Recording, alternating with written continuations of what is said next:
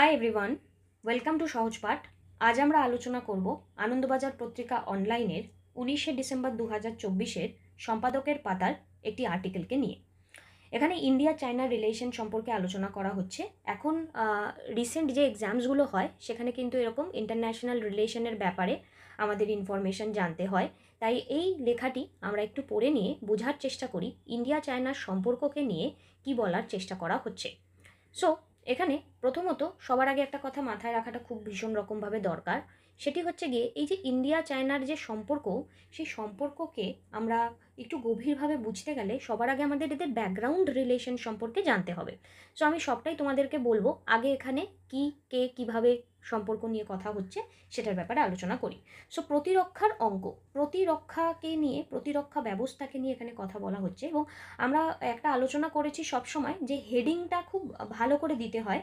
হেডিংটা ভালো করে দিলে দেন লেখার রিলেটেড পয়েন্টগুলোকে আমরা মানে কিসের ব্যাপারে এখানে লেখাটা রয়েছে সেই ব্যাপারে আমাদের আইডিয়া কিন্তু ক্লিয়ার হয়ে যায়। সো প্রতিরক্ষার অঙ্কতে এখানে কি বলা হচ্ছে আমরা একটু চেষ্টা করি। কিছু কিছু ঘটনা ঘটে চোখের সামনে, অধিকাংশই ঘটে আড়ালে, জনদৃষ্টির অন্তরালে। গত কয়েক বছরে ভারত প্রশান্ত মহাসাগরীয় অঞ্চলে যেভাবে ক্রমাগত শক্তি বৃদ্ধি করেছে চীন, তার প্রভাব হতে চলেছে সুদূর প্রসারী। আগামী দিনে সমুদ্র শক্তির নিরিখে তারা আমেরিকাকেও সরাসরি চ্যালেঞ্জ জানাবে। এহেন পরিস্থিতিতে ভূ রাজনৈতিক স্বার্থ রক্ষা এবং নিরাপত্তা বৃদ্ধির প্রয়োজনে নিজের নৌশক্তি আরও ধারালো করতে চাইছে ভারত। সো পয়েন্টটাকে বোঝার চেষ্টা করি। সো আমরা যদি আমাদের ভারতবর্ষের উত্তর সীমান্তকে দেখি, সেই উত্তর সীমান্ত তিব্বত তথা চায়নার দ্বারা এখানে পরিচালিত, বা ওই লোকেশনটাই তাদের দ্বারা এখানে তাদের প্রতিপত্তি রয়েছে। এবার সেই যে নর্দার্ন যে টোটাল সেকশনটা, লাদাখের কিছু অংশ, হিমাচল প্রদেশ, তারপরে আমাদের পার্শ্ববর্তী এলাকা নেপাল, ভুটান, তারপরে আমাদের সিকিম, অরুণাচল প্রদেশ, এই যে সমস্ত এলাকা, এই সমস্ত এলাকা সরাসরি চায়নার সাথে বাউন্ডারি শেয়ার করে। খুবই স্বাভাবিকভাবে চায়নার সাথে এই যে সাধারণ বাউন্ডারিটা আমরা শেয়ার করছি, সেই বাউন্ডারির মধ্যে প্রতিরক্ষা যদি না থাকে তাহলে খুব স্বাভাবিকভাবে চায়না যখন তখন আমাদের ভারতবর্ষের, বিশেষ করে ইস্টার্ন যে দিকটা, নর্থ ইস্ট, সেই নর্থ ইস্টের প্রভাব প্রতিপত্তি বাড়িয়ে সেটি দখল করে নিতে পারে, যেটি বহু প্রচলিত আমাদের চিকেন নেকের কনসেপ্ট রয়েছে। এবার এই যে প্রতিরক্ষা ব্যবস্থা, সেই প্রতিরক্ষা ব্যবস্থাকে আমরা তাই আরও আমাদেরকে কি করতে হবে, ধারালো করতে হবে, আমাদের নিরাপত্তা বৃদ্ধি করতে হবে। তাই নৌ শক্তিকে আরও ধারালো করার কথা এখানে ভারত ভাবছে। সম্প্রতি রুশ বন্দর শহর কালিনিন গ্রাদে ভারতের প্রতিরক্ষা মন্ত্রী রাজনাথ সিংয়ের উপস্থিতিতে ভারতীয় নৌসেনায় আনুষ্ঠানিক অন্তর্ভুক্ত হল INS তুশিলের। সো এখানে আমরা দেখতে পাচ্ছি যে রিসেন্টলি আমরা দেখতে পাচ্ছি যে রাজনাথ সিং আমাদের যে প্রতিরক্ষা মন্ত্রী তিনি ছিলেন, এবং সেখানে নৌসেনায় আনুষ্ঠানিক অন্তর্ভুক্তি আমরা দেখতে পারলাম, তুশিলের এখানে অন্তর্ভুক্তিকরণ আমরা দেখতে পারলাম। এবার এই যে ইন্ডিয়া চায়নার এই যে সম্পর্ক, ইন্ডিয়া চায়নার সম্পর্ক যদি আমি একটু ব্যাকগ্রাউন্ডটা তোমাদের আলোচনা করি, যে ভারতবর্ষ যখন স্বাধীন হয়েছে 1947-এ, সেই সাথে কিন্তু চায়নাও এখানে স্বাধীন হয়েছে।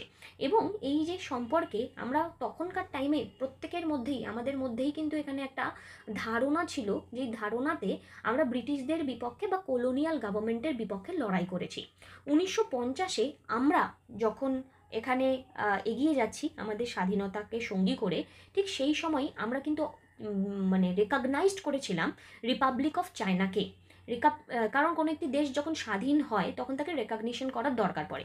এবং 1954-তে আমাদের সাথে চায়নার সাইন করেছিলাম আমরা পঞ্চশীল এগ্রিমেন্ট, যেখানে আমরা পিসফুলি থাকবো একে অপরের সাথে। কিন্তু তার পরবর্তী 1962-তেই দেখা যায় যে আমাদের সাথে চায়নার সিনো ইন্ডিয়ান ওয়ার হয়, তিব্বত এলাকাতে টেনশন হয়, এবং তারপরে বহু দিন কেটে গেছে, ন্যাশনালিজমের কনসেপ্ট এসছে, কোল্ড এরার কনসেপ্ট এসছে, এবং এই মুহূর্তে চায়নার বেল্ট অ্যান্ড রোড ইনিশিয়েটিভটা মারাত্মক রকমভাবে তারা এগোচ্ছে।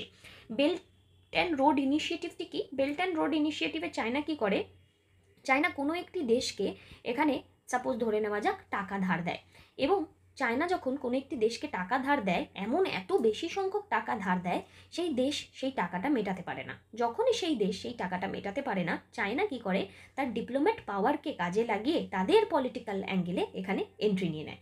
সেরকমই একটি ইনিশিয়েটিভ হচ্ছে belt and road initiative. Suppose চায়নার সাথে পাকিস্তানের বেল্ট অ্যান্ড রোড ইনিশিয়েটিভ আছে। রিসেন্টলি এখানে আমরা দেখতে পাচ্ছি এই সমস্ত আলোচনায় নেপাল, ভুটান খুব এখানে জোর দিচ্ছে চায়নার সাথে। এবার যদি আমাদের পার্শ্ববর্তী এলাকার রাস্তা চায়না তৈরি করে, তাহলে ওই সমস্ত এলাকায় চায়না এখানে নিজের বিজনেসটা গ্রো করবে, কারণ সে বলবে যে এখানে তাদের ব্যবসার মালপত্র এখানে যাবে। সিমিলারভাবে এখানে শুধুমাত্র যে স্থলপথে কাজটা সীমাবদ্ধ থাকবে তা নয়, এই কাজটা কিন্তু আমাদের জলপথেও চলবে।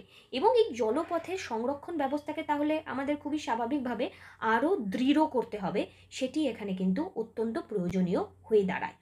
উন্নত ত্রিভাগ 3 ক্লাসের রণতরী তুশিল প্রজেক্ট 1135.6 অংশ, যার 6টি জাহাজ ইতিমধ্যেই ভারতীয় নৌসেনায় পরিষেবা দিয়ে যাচ্ছে।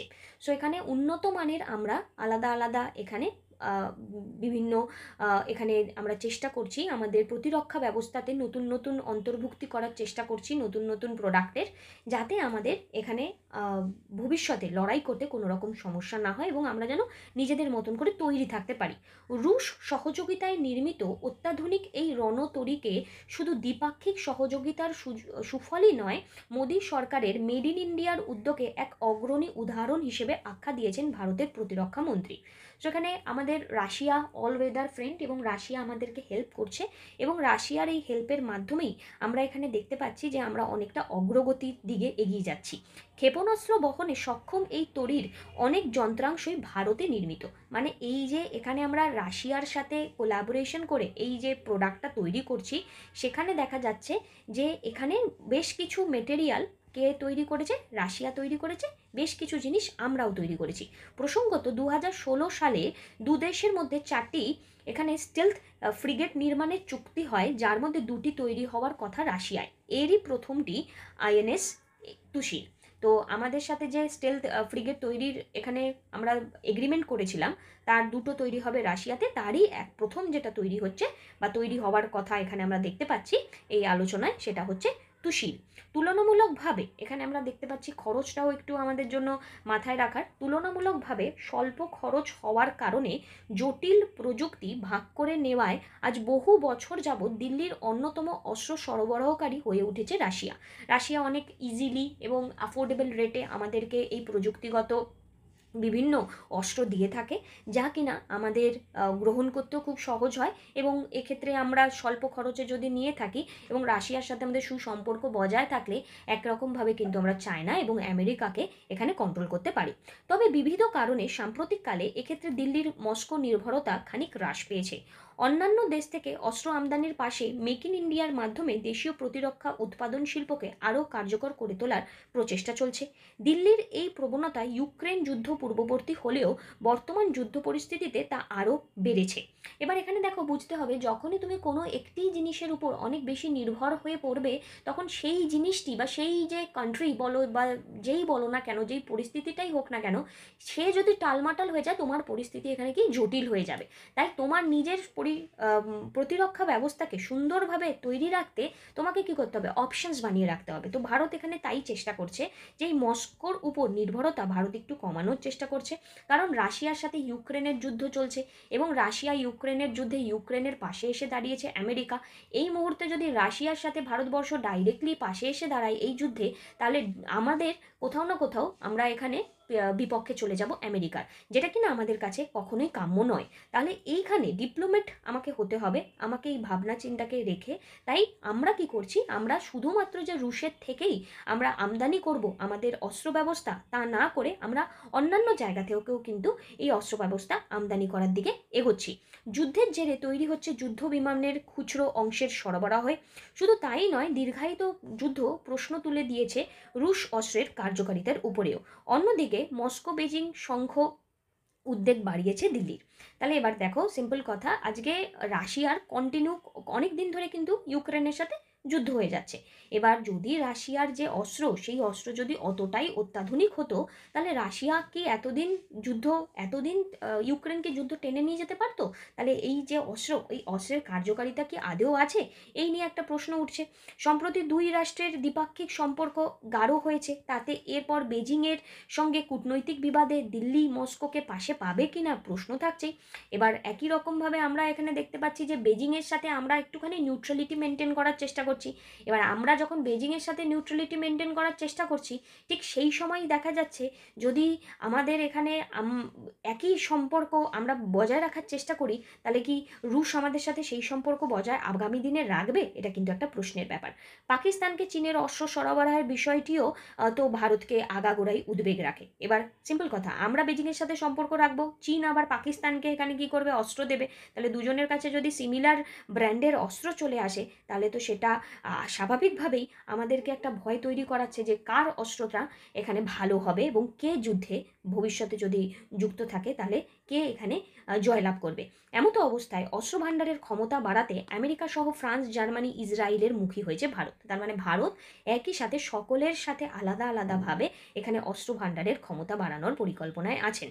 আমেরিকান এবং ফরাসি ইঞ্জিন দিয়ে ফাইটার জেট কিংবা জার্মান স্প্যানিশ প্রযুক্তি ব্যবহার করে ডুবোজাহাজের নির্মাণ পরিকল্পনা করা হচ্ছে।